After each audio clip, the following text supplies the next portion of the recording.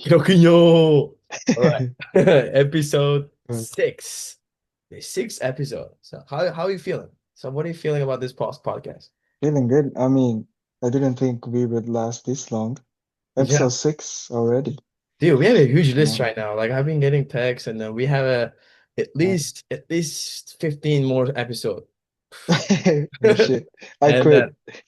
no, you don't quit, don't quit. We gotta do at least a lot. At least like we gotta knock those lists before our season starts in January. Mm, For sure, for sure. That's why we uh, gotta do a little bit back to back a couple next episode. But who's coming today? Who's coming today, Rocky? our captain, Andreas Kramer. Andreas Kramer. So he was our captain. I mean, our junior, senior, he was our captain, but he was always our role model, the example of the team, and always, keep us in the standards with his example, his work ethic, and we're really honored to have him in our episode 6, figuring out podcasts. Recording? Andy Meister, Oh, yeah, yeah, yeah. the blurry background. I love Indigo.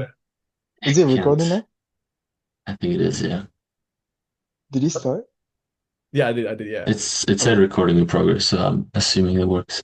You're Three. under camera, Andy Meister. What's up, dude? How are you doing? How you doing? Not too bad. Just finished a workout. Came back, Nice. How was your workout? What did you do? excited. Nice little leg day and some shoulders. Leg day. Leg day on a Sunday, yeah. Leg day. Are you kidding me? What is leg day? Can It's someone? just some. I don't know what that. I I mean, don't leg know what day. that is. It's just squats. That, Gotta work out the chicken legs a bit. Yeah, and then did you I'm swim and then just go to kidding. yoga? No swimming today. Just grinding. Just knocking out the last bit of work, pretty much for the semester. Yeah. Love it, love it. Well, tell me about it. Where are you right now? What's going on in your life? Like, what are you doing? How was your this week? Tell me about it. This week was good. I mean, I'm back in Pokey. Hmm. Finishing up the last couple weeks here, and yeah, finishing up a couple final projects, and so you know, working as the research assistant for the math department. Got a couple more assignments for that work. But I'm excited to go home for Christmas. Usually around this time, it's so nice. When are you going home? 22nd. So like in a week now. Yeah, a little late, but the good thing is I get to see Ethan's graduation, and I mean I think that must be my probably eighth or like I don't know seventh graduation that I'm In witnessing Idaho in, State. in Idaho. Yeah, the first one was I think with still with Gary, Gary G. um, Yeah. Gary G, then Pat and all the people before. So it's a tradition by now. Tradition, man. I love it. I love it. You've been attending all of them. I feel like I miss every single Patty's graduation. Yeah, I mean I saw Patty walk twice, like for his bachelor's and for his master's. Yeah, Patty's gonna walk twice, and then Patty's gonna walk again. Yeah, You yeah, know? yeah. Exactly. Yeah, he's But I gonna mean, he's that's gonna in be school. He's a gonna little take a later now. master. I love it.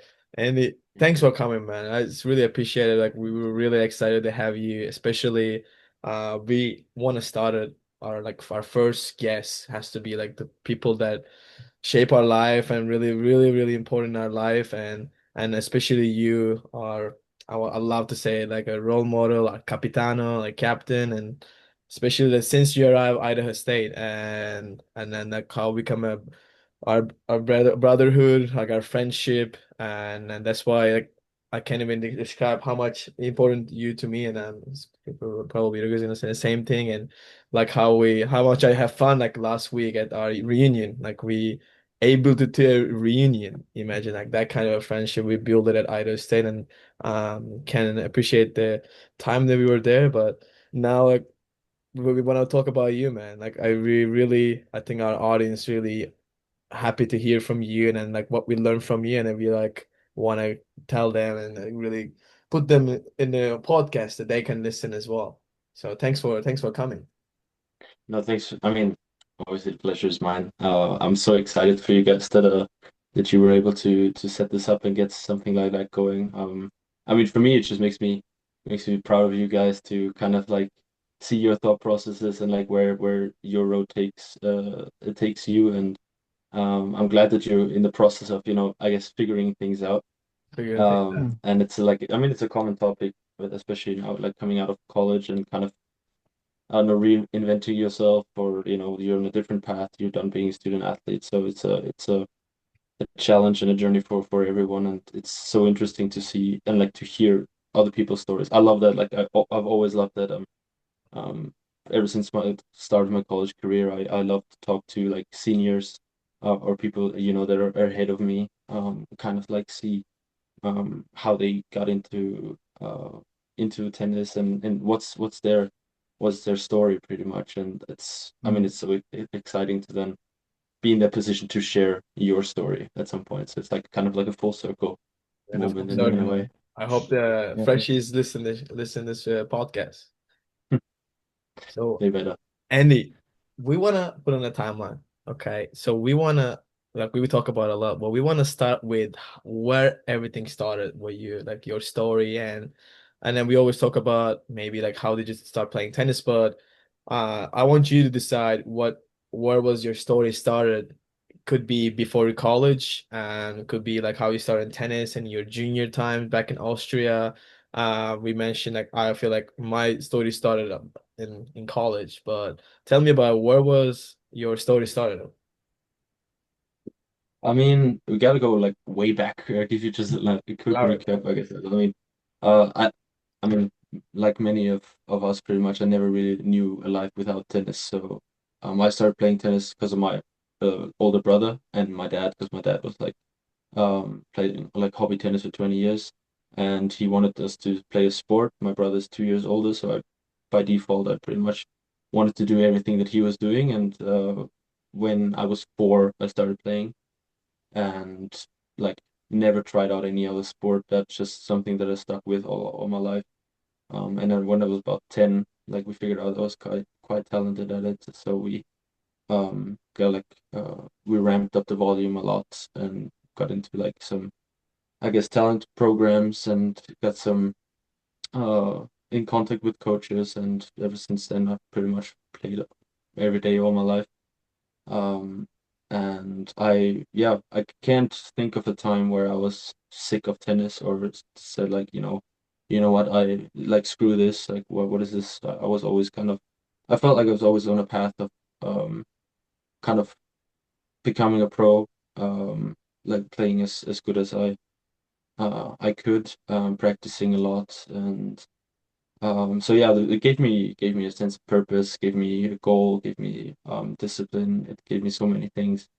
And yeah, pretty much that was my number one priority growing up. In also in terms of school choices, how my academic path was shaped.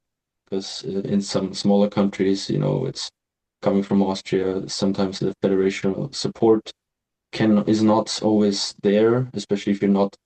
I mean, we're a very small country, so they can usually only support like one or two guys each like year.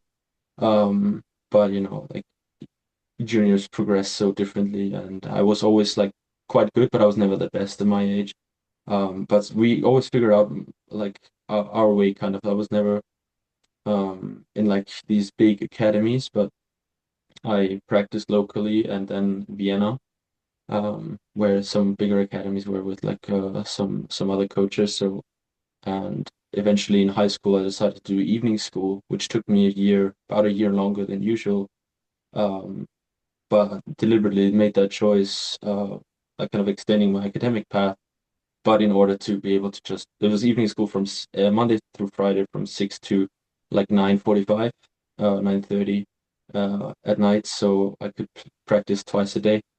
Some of these days were super busy, waking up at 5:45 or 5:15, catching the train to Vienna with my dad, practicing 8 to 10, 10 to 12, coming back, and 12 to 2, 10 to 12 is off. And so I think high volume was always good for me and kept me progressing well. And then in terms of going to college, I I never actually planned on going to college. I love telling that, or it's kind of an interesting story because for me, college tennis was always hearing the stories from my generation growing up, playing college tennis was kind of like, okay, you're giving up on your pro career. This is like you go college, it's either you go pro or you go college, and then, at some point you just gonna retire. So for me that was kind of out of the question. But then in my last year of high school, um, I had actually one a friend from back home.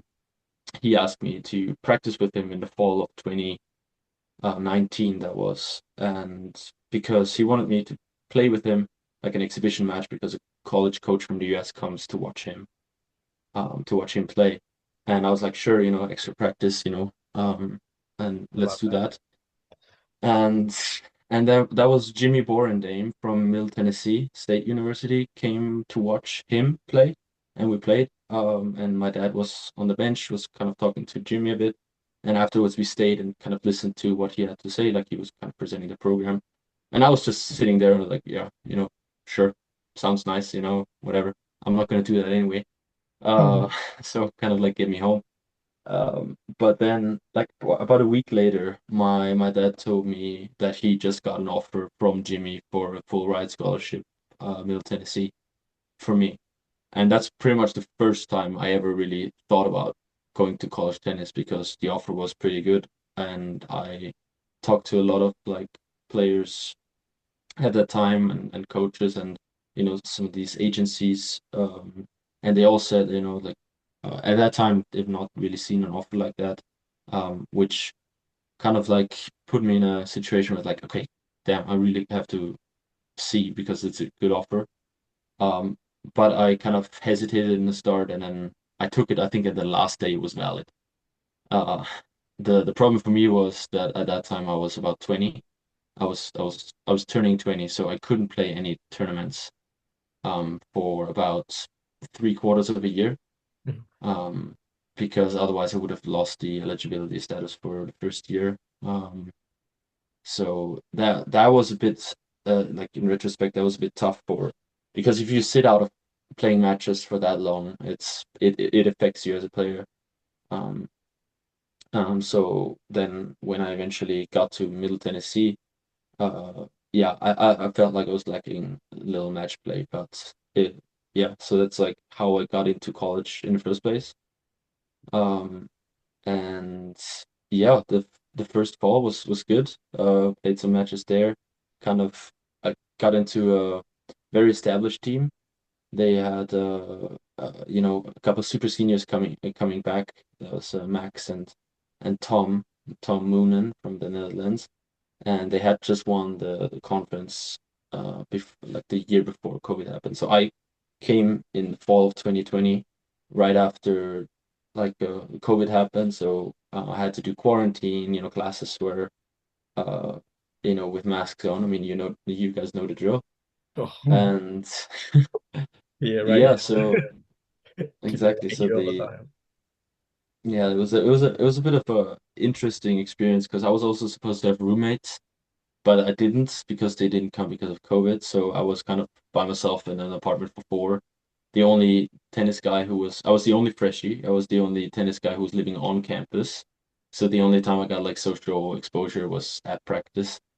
Um, so it wasn't the most ideal like way you start off your college career, but I think made the most of it, and I was so glad and very very fortunate that the team there, the guys were incredibly supportive, amazing guys, all like pretty much across the board, amazing people that I met there. Um, a couple of them are still like they're playing pro. It was a good level. And that's when I also first realized how good college tennis actually is nowadays. Because I got there, and the first practice I had was with the walk-on um, American guy I think he transferred from Knoxville. And I played with him. I was like, damn, this guy is supposed to be the worst player on the team, and he could play. Uh, like I was very surprised like how good the level was. And so then I was like, okay, this might be really, really good for me. And yeah, and then unfortunately in the spring, then I didn't get as much playing time as I would. It was in a tough position, as I said, like an established team. The coach Jimmy, he was he's an amazing coach, but he had to make like some tough calls and tough decisions. But that was also the first time you realize in tennis how a team sport can feel in terms of some of the negative aspects where you love to support the team, you love to support the guys, but uh, if you don't get to play yourself, it gets very frustrating, and you can really, I don't know, you question, what am I doing here except for cheering the other guys on when they play. So that was definitely a rough experience, and what ultimately led me to decide to transfer. Which was also not the might have not been like the greatest time to do that because some programs were struggling, still recovering from COVID with like financials, like some people didn't have scholarships available. So I was again incredibly fortunate that Alex Free reached out and got me a deal with Idaho State, and even more fortunate that I got to transfer with Patty, who I met at Middle Tennessee. So we go back 5 years, well, more than 5 years now, um, which was again I've not really heard of anything like that, like a double transfer. Like they took That's me and together. Patty, Alex P. So yeah, it worked out at the end. But I was still very grateful for the first year of college because it showed me a side. Um, that I wanna keep in mind, or like wanted to keep in mind always, and where it makes you really appreciate when you play and if you get in action. And I think it also really set the tone because I got into a team culture that was very good. So I kind of knew what I wanted to have in a team, and like kind of like how it's done because I remember looking up to Max and especially also Tom, because they were running even they were super seniors, fifth year super seniors, but they were supporting us incredibly. And I remember uh, pretty much the time when Patty and I decided to transfer, we Tom actually stopped practice because he was so fed up with with Jimmy at the time. And he said like, yeah, we got to talk about this because this is not how we want things to go. And that was a moment where that really kind of stuck with me because it showed me like what good leadership is, and people sticking up for you, and the entire team was like behind us. And yeah, and especially Max, I'm also very fortunate that I'm still in touch with, and was one of my best friends like to this day. So yeah, I guess it's a story up to Idaho State. Wow, that And then, you know, Wow, we're here. beautiful story. man. Yeah, Yeah. so um, I mean, beautiful, beautiful story. Touching, very touching. No, um, Couldn't even take a I breath. think I didn't know that you had great captain there, and he set a good example for the rest of the team, and I think you definitely did at Idaho State too. And yeah, you're captain for 2 years, and I think there are a lot of good things that comes with being a captain, but also there are a lot of struggles too, right? So I want to ask you about, you know, what were the struggles of being a captain? Yeah, I mean, at Idaho, it was Idaho State is amazing because I got to do it for 3 years. I mean, the first year was kind of like the co-captain with Alex Petrovic at the time. Um, and I guess that was the most troublesome year that I had personally because you kind of like, I mean, you're new to a program that, you guys pretty much played together already a year, so, kind of established. I was glad that I fit in so well that I got elected co-captain like my first semester. Um, but the struggle there was, I think, the co-captain thing a bit because it didn't give you that much freedom to kind of run things as you want them to run because you always have to be considerate about what the other captain wants, and that can just lead to some miscommunication um, where like the other captain disagrees of what we should do or like what you want to do, and then um, I don't know, it just doesn't come as natural if you have to be if you have that split role. The other thing is, I mean, I never really viewed it as such struggles as I enjoyed my time as captain so much. I can't tell you as like it was just such a pleasure for me. One thing is if you have a couple guys who don't understand what it takes in college tennis or what it means to have a good team culture, some people don't want to stretch because it's not required, or they don't want to join in like the or don't want to go grab food on a Friday because they have other priorities. Uh, it's like kind of like guiding them to understand. It's not about it's this is not about you. Like there's other things that are not required from you, but like we want you to be there. But there's certain things you can't force as well. So I guess these are struggles, or Mm, a couple getting people to do what you want to do in a way, yeah. but usually it comes naturally, and they understand at some point. So Mm. I was very Did you did you have to do anything extra outside of practice that we don't know as a captain? no, I mean just a couple. We had maybe a couple more meetings. Like I remember with Alex Free, sometimes if there was some some struggle with like you guys remember that incident with the racket selection for Alex Petrovic Mm, that caused some troubles, then like some tensions.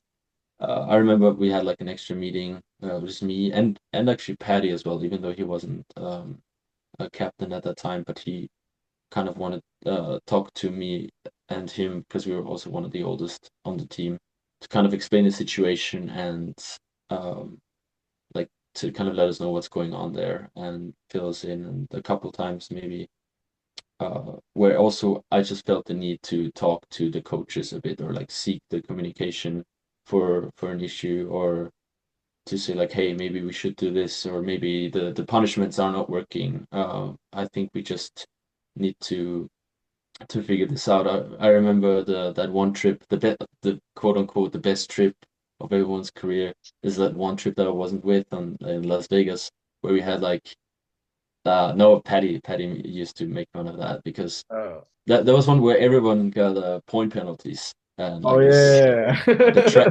the infamous trash can incident. That's also Please, where I, please, can you please? Okay, this is kind of a podcast. We're not hiding anything.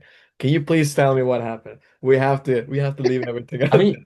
We're not I we're mean, not that kind of podcast, okay? We're not kind of podcast hiding and playing for the media. Come on, say it. What happened? I Say it. mean, What you were happened? there. I was the only person who wasn't there No, you're the part of because you're captain. yeah, I want to hear your yeah, part. yeah. I mean, and my part was like, okay, um, I wasn't traveling because I already played like 4 or 5 events that fall, so I was the only one who stayed back with Ethan. So we had a nice weekend. But uh, Patty played ballet In uh the semis. in like a semis or something of the invitational, and Vale won, and that's when Patty he threw out his rackets and his bag into like the trash can, and then just in Patty manner, just a bit stubborn and like in his mood, and just sits down and says like, what's for lunch? What do we get for lunch? And it's just like stuff that just doesn't really fly or it's not really heard of. I mean, I remember you got a point penalty because I don't know, you didn't believe the ref or you were yelling at the ref or something. Yeah, no, it's Um, because who was playing? Valentina was playing, and then refs just making some really bad call, something like that. yeah. And I think I got so heated. Like, ref, what do you mean? And then ref look at me, and I think Val got point penalty because of me. I was saying Oh yeah, to something to ref. Uh, yeah. but I didn't swear. I didn't like curse him. I didn't. No, no, no, no. I know There's what you, some but bull like it really is some BS. No swearing here as yeah. well. I mean that kind of a podcast as well. I mean Damn, it was even Wiki too. Wiki got a point, like No, I think Victor I point got think it we- for penalty. I sure. I think yeah, Victor got one because he was 20 minutes late for his second set or something like that. Uh, Oh, bro. uh, Went the And bathroom. I think Vicky was the only one Yeah, Yeah, probably. Yeah. didn't I get a point penalty, but I think, and then I that tournament I had the worst tournament, and last match I just didn't want to play. I was in the mood or something. My back was hurting, and like we were just fighting with coach, and yeah, no. it was But I like mean, I remember then like Patty called me like right away and like was kind of we talked like what happened, whatever. And then after coach called me as well and said like what all happened, and like and then I had like some more conversations with him uh about uh kind of like the dynamics of the team, like what's like what's going on, or yeah, why because this might have happened. And I think he got pissed yeah. because like two UNLV guys playing each other and two Idaho State guys were playing each other in the semis. I think there were guys like try to keep saying like, "Hey, why don't we match it up so we don't play each other?" Uh, and I think UNLV coach was okay with it, but Yeah. or other way around. I think UNLV was coach like, "Oh no, we want the one guy in the final at least," and all these like they didn't say anything. And I think that Yeah. was first Paddy was got mad. I'm not sure whether that's happened, but something like that. But that kind of a tournament. So Yeah, so I guess in terms of extra duties, it's more about just having like seeking conversations with Mm, coach. One other thing is just like what I li like to do is we if you stand in a circle, coach talks a bit and like what's the plan or whatever, or mm, like whenever I felt like I needed to say something about like the attitude of practice, about like kind of like motivational or getting fired up for the next match, or kind of recapping the weekend. I always like to do that to talk to you guys to kind of bring that all in. And so I guess if that's extra duties or extra mm, work, that's what I did essentially. yeah. mm, When I first, I think that was the reason why he got selected the captain in his first year as a transfer. I just say mm, we met, I think before everybody came, like you came, like me, just me and you. I think you were in town, and then we went to Elmer's to get breakfast that morning, and then Andy had like a blondish hair, like this is a, and then I was like that. This guy is the most selfless guy I have ever seen. Like, he was always like talking about he never didn't talk about himself at all, like how he was always like really, oh, I'm all right, oh, and then he just like become the best, one of the best in the program history. I think that made like really bisected by everybody, leading by example, because we were always talking about who should be the captain, what can be the captain, or what, like, and then coaching as well. How are you leading the programs, and everything it could be different way. Like every captain is different, every coach is different. But I think what you did the best, and then we always been look up for you. I think you're by example. Like okay, you were a very academic guy. I think you never get a 4.0, like less than a 4.0. You always get a 4.0. And then the practice, giving your 100% every day. We were always saying like 1% better every day, giving everything you have, and being really excited to be on the court, like your preparation before the practice. Like this is what we always look after, and then like try to add it to our like personality, and then that's like someone that we look up for. Uh, and then this my question goes, bro. Um, while you were leading, okay, you're a captain, right? So what was the most challenging part? Like why, okay, you're doing this like every time, like, and what was the like you had any time that dude, I'm struggling. Like I'm struggling to get Hiroki right, or get Hiroki's get out of his mood. Do you had any time like this? Because we never seen you like this before. Like we never seen you had a bad day as a captain, bad as a player as well. Uh, the most challenging part. Yeah. Okay, first of all, I mean, as I said, like I loved being captain. I love the the the good thing was you guys made it so easy for me as well. Um, and that's like I never really had like, oh, I gotta deal with this guy again. I gotta get this. Or I never felt like I never had to pretend anything. I didn't show up in practice and pretend I'm enjoying practice. I genuinely enjoy practice. That's why it's so easy. for me, and I love like and you guys became such a close in my close circle, like such a big part in my life that if someone's struggling or somebody has a bad day, I'm genuinely interested. Like, hey, what's up? You want to talk about that, or shoot them a message um after practice. Are you okay? Is there anything you need? Like, or just like some motivation, like you got this, whatever. I mean, that made it so easy for me because I was just genuinely, just interested and cared so much for you guys.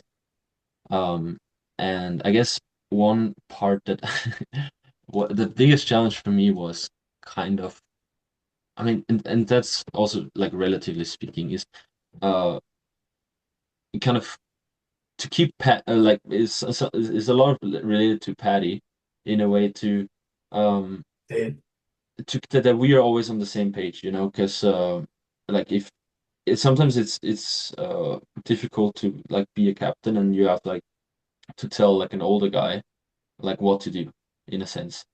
Then to know your boundaries and also how to establish yourself in a way that's sometimes challenging to kind of uh, one big part for me or a very important thing for me was to have Patty on my side always, which at some point was just you know by default we're like inseparable.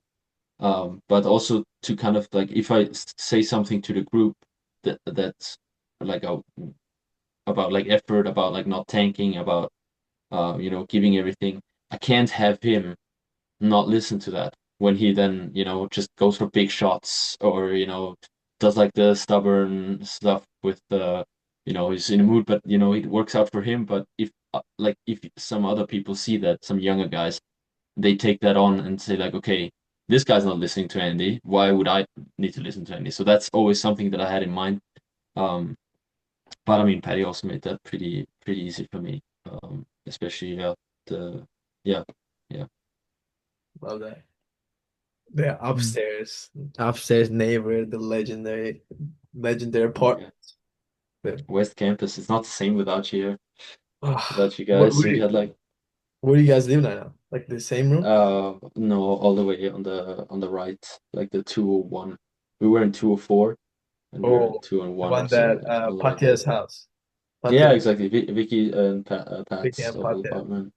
Yeah, so I mean West Campus in general has seen so many tennis players over the years now, and so it's kind of nostalgic around there. Um, but yeah, Wait, I so mean, I mean, Laughing. I wouldn't say you mentioned like struggles with Patty. I wouldn't say struggles, but did you have like similar moments with us where you would go, oh, what are these guys doing? Hiroki and Ege, you know? I mean you guys, This guy, uh, the Lord. yeah, I mean with Ege, for example, I know that you have like pretty much all the stuff you need to be a captain. And you like to take charge and do all that. So for me, uh, it was like when at some point when you're trying to tell what's going on, I was like, what is he doing? Why? It's my job. It's like yeah, like know your place again. But You get your shit together again. and then I gave for Hiroki was always like Yeah, uh something, yeah, again, I guess I just listened to some of your podcasts where you described sometimes a little yeah, inconsistency with because some you just crushing it at practice and then sometimes not so much. But for me, it was also like something sometimes stressing out when I thought you're adapting a little too much from people that you see. Like I remember I think you were very responsive to Pat and you were very mm, responsive to Patty, like in his game style, his attitude. mm, So I always wanted to like, or kind of like get you to more to look to Vicky or like yeah, to myself to keep yeah, you a little more composed, not do anything like crazy, yeah, or like go for the big shots and the highlight shots, which sometimes is not yeah, the smartest thing to do, but yeah, Stop that's like laughing middle of the point. Started laughing middle of yeah the point. Come on, man. yeah Come on, yeah. man. I'm a I'm a big glazer, huh? I'm glazing bad and You're a bit of a sometimes when I just warm up, like when I remember when I warmed up with you, you you just know. imitate my technique out of like for no reason at all. All of a sudden I'm like just and I was like, what is he doing? You just I just see my forehand all of a sudden or of a, like my serve, and I think you do that like even like subconsciously a bit in terms of Yeah. like behavior patterns and stuff like that. It's interesting to Yeah. watch, but at sometimes like, God damn it, stop it. Yeah. I No, I love just your yeah. imitations. No, that's because I love your techniques. That's for sure. But you know, I completely agree because sometimes I feel like toughest part uh for me as a coach is, let's say some guy hitting like trying to hit a big forehand from 3 meters behind the baseline. And I know what I have to say, but I can't really say it because I did it when I was a player too. Yeah, So, you know, I mean that. Yeah, I'm assuming it's that is difficult, but at the end, you at that point you just need to know your role and you know true. what's the right thing, Yeah.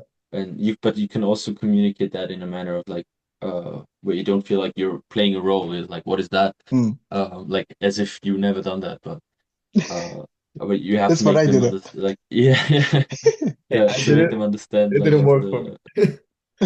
We yeah. talked about, I think we talked about this, like our like coaching style and or like, uh, and I'll see you as a leader as well in the future. I mean, like you have that leadership role and you have that re leadership skills, and I think one we're talking about a lot, like how how can not the regrets, our mistakes, but could be in a good way as well. How can we just apply it to our players or people who work for us in the future, like, telling them through our mistakes or we learned from it. I think that's what we said a couple of weeks ago as well. Okay, I think definitely, and my player helps them like at least gives you a little bit credibility. Like okay, this guy's been there. Mhm. Okay, I can listen to him because like, I guess it gives you a little bit credibility. Okay, I've been there, like I've screwed it, messed it up, and now like, hey, it's up to you if you want to do it because here's my experience. Exactly. Definitely gives you credibility, and 100%. It's you have just that yeah, credit. yeah, no, it's but I totally agree with you. You have to be like true to yourself.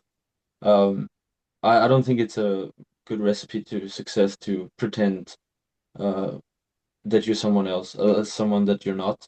Um, that's I think the best way to gain credibility, to have to also be confident in yourself and what you're talking about is just, to share your like I guess sometimes unfiltered experience and say like, okay, um I've made mistakes like and understand that you're not perfect, like and uh to be able to admit I've made mistakes, but I've made mistakes and I've learned from them, and I can share these lessons with you. And I mean I mean what everybody knows, sometimes that's just more valuable than like trying to pretend you never make any mistakes.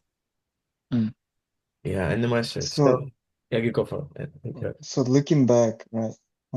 It doesn't have to be as a captain, but as a captain or as a player, looking back, let's say when you're in Idaho State, do you have any things that you look back and you go, oh, I could have done this better? Um, Personally, I think, uh, yeah, I think that sometimes I was a little too rigid, or like just too um sometimes a bit too caught up with myself. I mean, obviously it's a competitive environment, um, and I guess looking back, you always think like, okay, I could have reached out more. I could have uh, Mm, put in like as a player even some more practice sessions into it. To stay motivated. I've also had times where it was a bit harder to then go out and do like an additional practice or something like that. To keep that drive over all 4 years, it's tough because there's also a life outside of it at some point, or that you have to turn to, and studying is going tough. But for me, I guess if you from a different perspective, academically, I think I should have. thought about some more stuff what I'm gonna do after, because and like how that applies. And because I mean I study computer science, which is vastly on a different spectrum as tennis. So now it's still very hard to combine the two, because at some point you don't want to really choose for one, but you have to pursue something.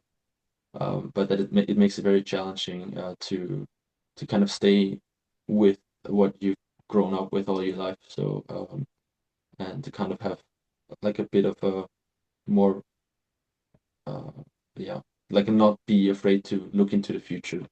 I think for me as well, because sometimes I just Mm. don't want to worry about what's in the future too much. I want to stay there, but to kind of that made me late to kind of switch to computer science. That made me late on some of those things. So I guess from that point, I would think could have learned a lot more, um, and yeah, made some better decisions, I guess, to be set up. But again, it's a learning experience. It's good to be able to say that afterwards. But yeah, Yeah, and the Meister. So you had a great time in Idaho State. Yeah, we learned a lot of things, and now you're done, right? You graduated. Trust me, we had a lot of talks about our post graduation. We all like had some moments, and now like you're in a great career path. Like you're building your life. You also figuring out, and what's helping you that you learn in college or when you were in Idaho State, where you were in Middle Tennessee, or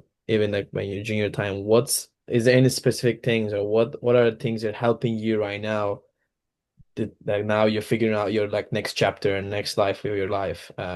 If you have any like path that you're going, if you're specific, you can share with us. Like what are the things that are helping you right now, the things that you learn in college? that's it's very hard to single out like very specific things that I've learned, because I think I've learned so much just being abroad, meeting people from so many different cultures, meeting you guys, forming a great companionships and friendships, and as a team, like experiencing tennis as a team effort, studying on the side, getting into coding. But I guess for me, it was a bit the drive to be part of something that matters, that's also helping me now, that I would like to pursue, or helps me go into a direction. Uh, Being surrounded by good people, the value of that, I think I really learned that as well, because I think I just excelled um, through that so much, and it helped me just stay grounded. So it's a combination of uh, have something to look forward to, then at the same time staying connected with the sport. Tennis is like has been all my life, and I couldn't really uh, think about uh, think about it like with a life without it. So valuing these moments, valuing what is important to you, and um, at the same time trying to strive for something that is purposeful, and that you can be grateful for, is like the combination. I mean, it's a lot of things that I just said, but I guess like a combination of that kind of is something that shapes my path, and I want it to shape my path, and I want to follow that path. Even though, I mean, everyone's future is, I guess, around this age, or depending on the experiences, uh, is not really, set in stone. Everyone's just like, I don't know if I'm gonna do that. I don't know um, where I'm gonna end up, but to have these things you could be grateful for, that know that this is something that I truly want to pursue. That I guess helps me in a way. Love it. Love it. This is amazing. And Meister. I have last question. So last question, like okay, a couple episode ago, Patty ended up the episode with the funny story. Okay, so let's light it up the mood, and then we wanna ask you. He shared with us the story of you threw your racket out of Nah, the nah, court. that's Can just like, we you can we know, clear this moment? So can you give us your time? Have you had a story like this? Is it true? Can you tell I guess No, no. Did this question? so I remember. I think one of the only times I threw my racket excessively was one time at Capel. That was, I think, one of the first years of Ollie. And uh, other than that, I don't think I've ever thrown my racket, and I have never thrown. I don't think I've thrown my racket over the fence because I remember that story, but that's Maxi who did the who threw the Okay, racket come on, over the Pelican. fence in Come there. on, Pelican, don't But lie to I us. mean, it is to be fair, I was very frustrated that match that we played because it was like an extra match. We played like for hours out there, and then this guy just plays like the ugliest tennis you can imagine, and then I just start, it's he starts to get into my head. I start, messing with my own thoughts, and then I end up losing. So it was super frustrating. Like we didn't talk for quite a while. Um, but I mean, we have a lot of stories in that sense, but never to a point where we really like, fighting. We always kind of left it on the court. Um, when I got super mad when he just, goes for shots and then pretends like it's the most normal thing in the world. That always drove me up a wall.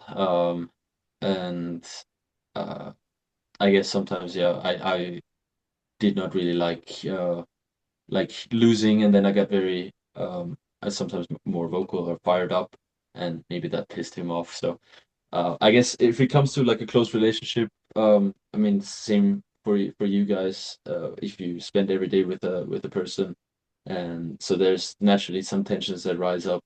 So we had these pairs, Victor and Val, you and Ege, yeah, you and Ege, and me and Patty. So whenever those pairs were paired up, it was naturally that there's some tension, but I guess we still kind of were able to pull it off, like Yeah. to not bring it. So we might have not spoke for a couple hours when he got home and like cooked in silence, but then you put on the TV, and then at some point you just laugh it off. Yeah. Okay, any last questions to our maestro in the No, maestro? I think that was a great last question. I That was think, okay.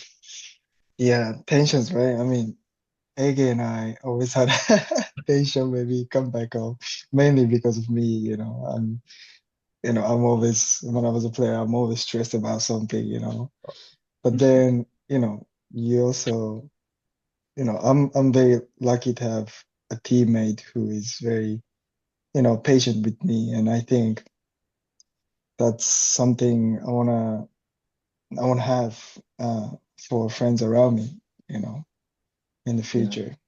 Company, So Yeah, the company. absolutely. I mean, you build up like kind of like a brotherly bond. I mean, growing up with mm, my older brother Alex, he also played tennis, and was also like probably the biggest reason why I made it to college and all that. But the amount of times that we were fighting on the court, and to have that, you appreciate it at some point that you have someone to be able to fight with, that you're so close mm, that you have yeah. some tension, and it also pushes you to be better because I know damn sure that when I was paired up with Patty, that I did not want to lose that for the life of me. And same on his end, so it pushes you to get like, to Yeah. to become better as well. So Or like uh, Hiroki beating you and then editing that video for 4 hours. And when I beat him back, he doesn't even does the editing right now. Come on, man. I'm still waiting for it. And yeah, for our No. listeners, we have our set out there that he beat me 6-3 and he edited for 4 hours. But the next morning I beat him and he didn't edit. So I put my life there. I didn't want to lose him. I never wanted to lose him. Oh my man. Andy, great to talk to you, man. I miss you a lot. Thanks for always. joining. Thanks for joining, saving your time in Sunday. I know like you've been studying so much and save your an hour for us to chat a little bit Yeah, and share your wisdom. And I always got time for you guys. can't wait to see you at Patty's wedding.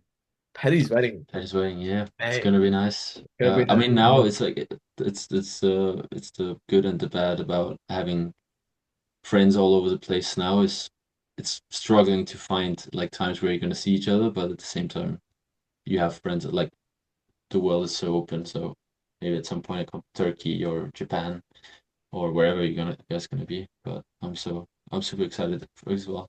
Love that. Love that. It's gonna be some time, but we'll Thanks see. for joining. Take care of yourself, my man. Thank you, You Andy too. You Crew. too. Thanks. See you. Thank you. Appreciate it, boys.